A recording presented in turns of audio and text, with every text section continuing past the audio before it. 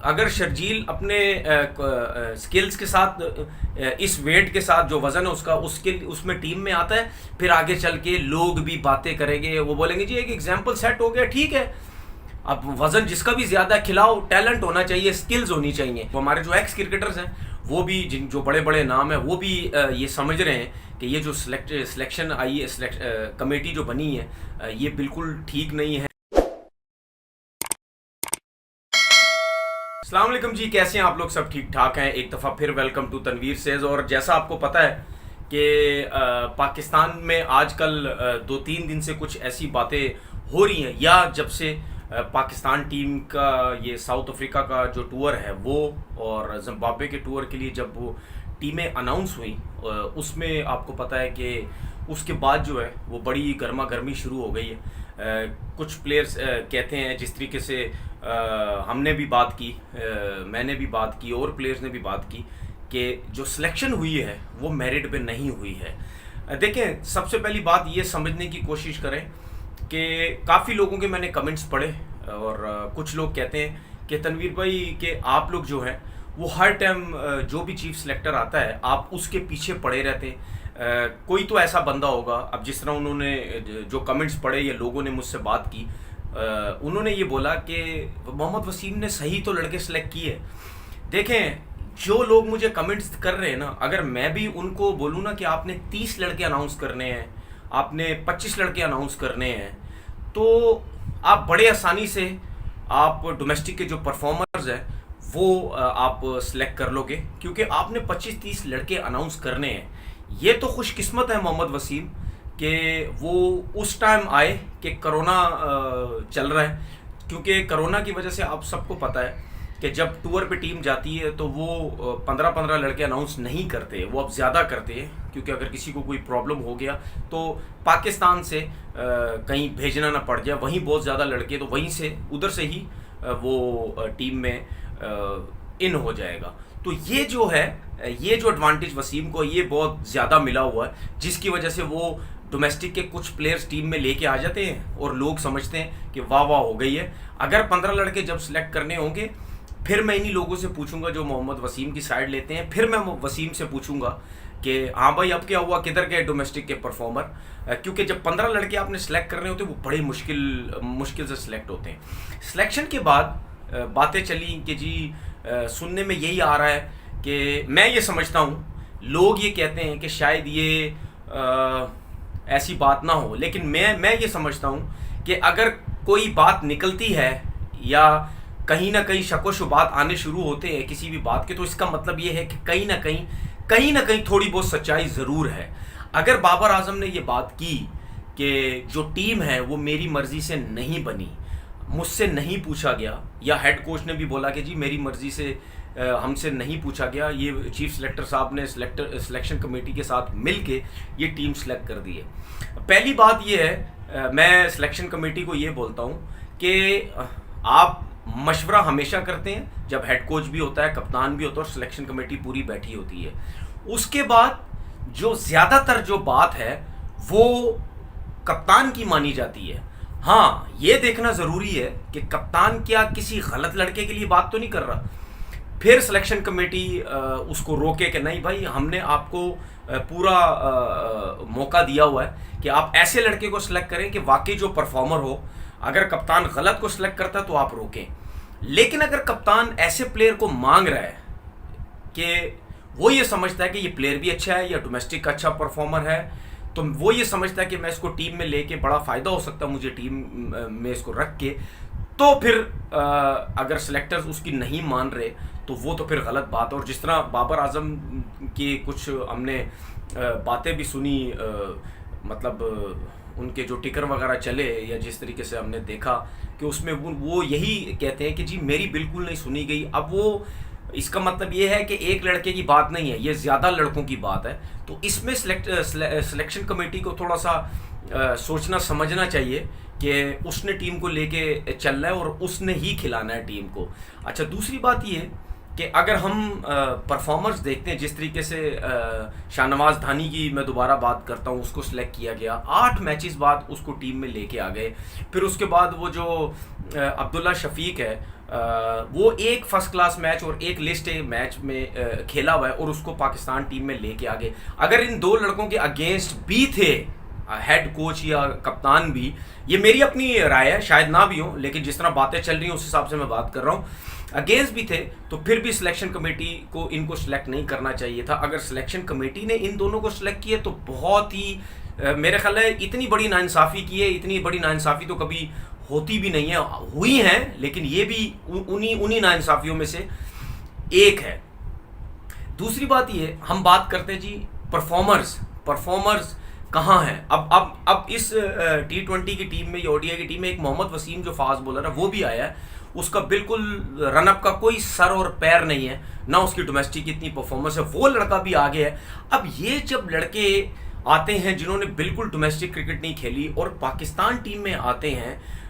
वो लोग लेके आते हैं जिन्होंने खुद इतनी क्रिकेट खेली हुई है, तो इसका मतलब क्या है? इसका मतलब ये है कि कोई ना कोई ऐसी हालात हैं जो इनको फ़ोन करवाते हैं, जो उनको फ़ोन करते हैं, जिनके फ़ोनों के ऊपर ये लड़के आते हैं। मैं समझता हूँ ऐसे ही हो सकता है, क्योंकि एक क्रिकेट खेला हुआ बंदा या एक क्रिकेट खेली हुई सिलेक्शन कमेटी वो कैसे कर सकती है कि जिसने डोमेस्टिक क्रिकेट खेली ही नहीं है और वो पाकिस्तान टीम में लड़के को लेके आ जाए। और दूसरी बात ये कि इनकी कोशिश यही होती है कि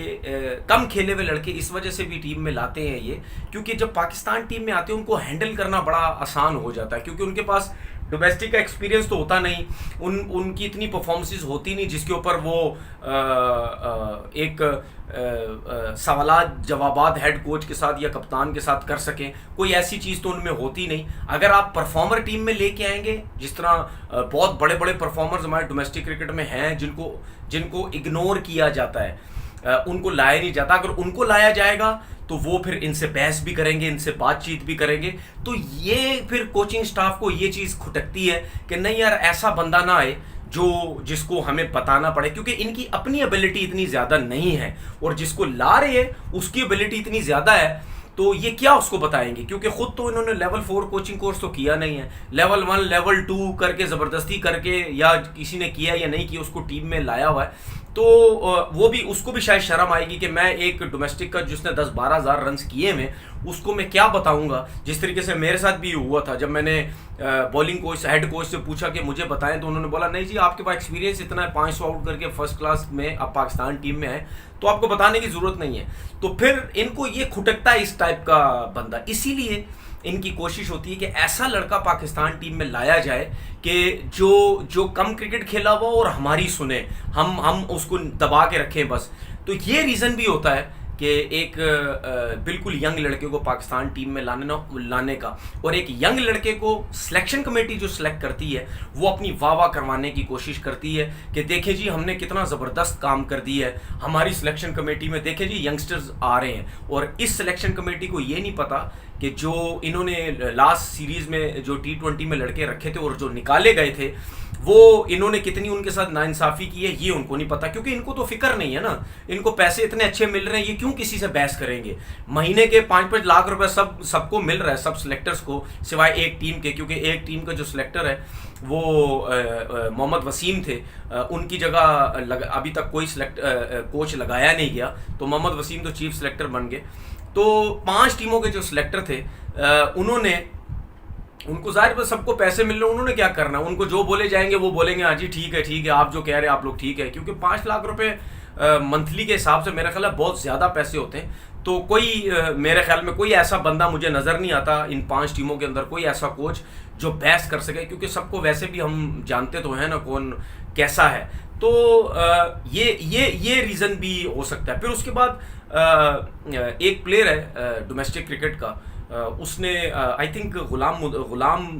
नाम है कुछ उनका, गुलाम, उसके बाद नाम मैं भूल गया क्या है, उन्होंने 1200 रन किए पिछले सीज़न में। तो उनका लास्ट जो सीरीज़ थी उस टेस्ट सीरीज़ उसमें उनका नाम आया, उसके बाद उनको जब निकाला गया तो वो बड़ा अफसोस हुआ उनको, जिस तरह मैंने सोशल मीडिया में उनको देखा, उनको बड़े अफसोस हुआ। देखिए एक सीज़न खेलने वाला 1200 रन करने वाला लड़का जब आप उसको, मेरे ऊपर हो तो मैं 1200 क्या, मैं 1500 वाले को भी कभी सिलेक्ट ना करूं, क्योंकि जब आप कोई भी नया लड़का डोमेस्टिक क्रिकेट में आता है उसको किसी के बारे में उसको पता नहीं होता है। इसीलिए हम कहते हैं जब इनको नेक्स्ट सीजन खिलाएंगे तो फिर देखते हैं कि क्या जिसने 1500 रन किए वो 800 रन भी कर रहा है या नहीं कर रहा, 900 रन भी कर रहा है या नहीं कर रहा है, तब पता चलता है उसमें कितनी एबिलिटी है। अगर 1500 किए पहले सीजन, अगर अगले सीजन 1000 रन कर रहा है तो समझ आती है कि वाकई इसमें टैलेंट लगता है, ये टैलेंटेड एक है। तो आप ऐसे लड़के को जिसने 1200 भी किया, आप उसको भी टीम में लेके आ गए, जो कि गलत लाए, और जब लेके आ गए फिर आपने उसको टीम से निकाल दिया। अच्छा, टीम से निकालने के बाद वो सोशल मीडिया पे क्या वो कर रहा है कि जो मैंने पढ़ा कि जी सब्र का फल अल्लाह अल्लाह देता है। तो इसका मतलब ये है कि जो सिलेक्शन है पाकिस्तान टीम की, या जो सिलेक्शन होती है उसमें आप लोगों ने खुद ही इतनी खुली छूट लड़कों को दी हुई है। उन सबको पता है कि पीएसएल के 2 मैचेस में रन करो, डोमेस्टिक के 1 मैच में रन करो या ना करो, एक सीजन में रन करो या ना करो, आप पाकिस्तान टीम में आ जाएंगे अगर आपको कोई पसंद करता है। इसीलिए लड़के फिर खुलेआम इस तरीके से ट्वीटें करते हैं, खुलेआम सोशल मीडिया में बात करते हैं, ठीक है ना। तो ये हमारी सारी सिलेक्शन कमेटी की गलतियां, जो कि हम कब से बोलते हुए आ रहे हैं लेकिन अभी तक कोई नहीं सुधरा। तो ये रीज़न है कि कप्तान भी ना खुश है, फिर उसके बाद सिलेक्शन कमेटी भी गलत लड़के सिलेक्ट कर रही है। तो ये चीज़ें जब तक बेहतर नहीं होंगी आप कभी भी कुछ नहीं कर सकते। वज़ीर आज़म साहब ने बड़ी मतलब सोच के साथ, जो कब से वो क्रिकेट खेल रहे थे, उन्होंने सोचा जी 6 टीमें होनी चाहिए। बहुत लोग उनके खिलाफ थे कि आपने डिपार्टमेंट क्रिकेट बंद कर दिया, आपने सिर्फ 6 टीमें लेके आ गए। खैर अब उस पर हम बहस तो नहीं कर सकते, जो हो गया वो हो गया। 6 टीमें बनी, वो ये समझ रहे थे कि शायद इन 6 टीमों से टैलेंट आएगा, इन 6 टीमों से परफॉर्मर आएंगे जो परफॉर्म किए हुए डोमेस्टिक क्रिकेट में, लेकिन ऐसा बिल्कुल नहीं हो रहा। क्योंकि वो लड़के आते हैं जो बिल्कुल परफॉर्मर नहीं होते। जिस तरह मैंने एग्जाम्पल भी दे दिए, मैंने स्टैट्स भी आपको उन सब के दिखा दिए हैं, और जो वो हैं परफॉर्म किए हुए लड़के वो नहीं आते, और वो लड़के जो एक सीरीज के लिए आते हैं दूसरी सीरीज के लिए बाहर हो जाते हैं। अब आप ये देखें कि T20 वर्ल्ड कप आने वाला है और हम क्या कर रहे हैं, हम एक्सपेरिमेंट पे एक्सपेरिमेंट किए जा रहे हैं। हम एक सीरीज कुछ लड़कों को खिलाते हैं, अगले सीरीज कुछ लड़कों को खिलाते हैं। तो कहने का मकसद ये है कि सिलेक्शन कमेटी को खुद ही नहीं पता। अब आप देखें कि ये जो टीम सेलेक्ट हुई जिम्बाब्वे की और साउथ अफ्रीका के अगेंस्ट, इसमें भी इंजमामुल हक साहब ने बोला कि ये क्या सिलेक्शन हुई है। फिर उसके बाद शुएब अख्तर ने भी ये शायद बात की है, मैं एक जगह पे पढ़ रहा था, वो कह रहे थे कि बाबर आजम की अगर नहीं सुनेगी तो उसको रिज़ाइन दे देना चाहिए। तो प्लेयर्स भी अब ये बातें करना शुरू हो गए जो हमारे एक्स क्रिकेटर्स हैं। उसके बाद राशिद भाई जो हैं, राशिद लतीफ़, उन्होंने भी थोड़ा सा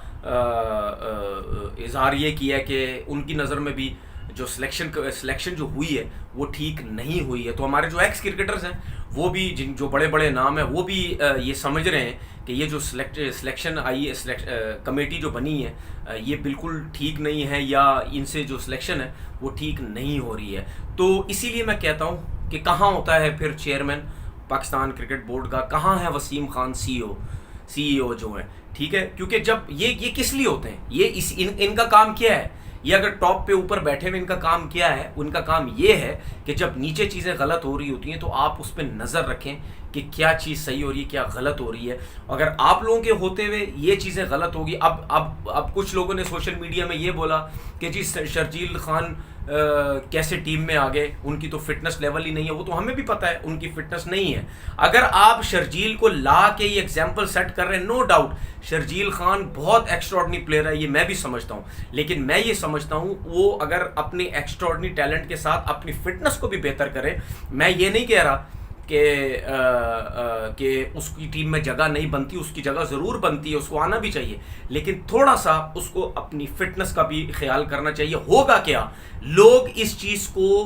गलत तरफ लेने लग जाएंगे। अगर शर्जील अपने स्किल्स के साथ, इस वेट के साथ जो वज़न है उसमें टीम में आता है, फिर आगे चल के लोग भी बातें करेंगे, वो बोलेंगे जी एक एग्जाम्पल सेट हो गया, ठीक है। अब वज़न जिसका भी ज़्यादा खिलाओ, टैलेंट होना चाहिए, स्किल्स होनी चाहिए। तो ये गलत तरफ चीज़ें लोग हमारे लेके जाने लग जाते हैं। फिर आपको नज़र ही आएगा कि जो फिट लड़के होंगे वो तो नज़र नहीं आएंगे, जिनके वज़न भारी हैं, जो 80-80, 90-90, 100-100 kg के लड़के हैं, वो आपको फिर पाकिस्तान टीम में नज़र आने लग जाएंगे। तो बहुत सी चीज़ें उस पर सोचना, समझना, काम करना बहुत ज़रूरी है, लेकिन वो उस सूरत में होगा जब पाकिस्तान क्रिकेट बोर्ड जो है वो प्योरली मेरिट के लोगों को जब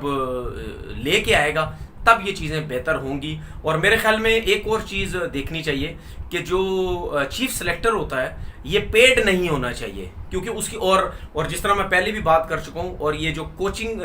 जो 5 टीमों के जो कोचेज़ हैं ये भी सिलेक्टर्स नहीं होने चाहिए, क्योंकि वो अपनी मर्जी के लड़कों को सपोर्ट करेंगे सिलेक्शन में पाकिस्तान टीम में लाने के लिए, और उन टीमों के अंदर जो अच्छा होगा जिनसे उनकी बनती नहीं होगी वो उसकी कभी भी सपोर्ट नहीं करेंगे और उसको नुकसान होगा। पेड चीफ सेलेक्टर क्यों नहीं होना चाहिए, क्योंकि जब पेड चीफ सेलेक्टर होता है तो वो फिर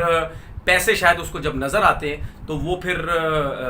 जाने देता है हर चीज़ को, वो फिर हर किसी की सुना के टीम सेलेक्ट कर देता है, वो ज़बरदस्ती या अपनी मनवाने की कोशिश नहीं करता। अगर पेड नहीं होगा तो उसको पता है कि वैसे ही मुझे पैसे नहीं मिल रहे, अगर कोई मेरी बात नहीं मानेगा, ये मेरी नहीं सुनी जाएगी तो मैं रिज़ाइन कर दूंगा। तो पेड सेलेक्टर जो है वो नहीं होना चाहिए। इंशाल्लाह ताला फिर एक नई वीडियो के साथ हाजिर होंगे। अपना बहुत बहुत ख्याल रखिएगा। अल्लाह हाफिज़।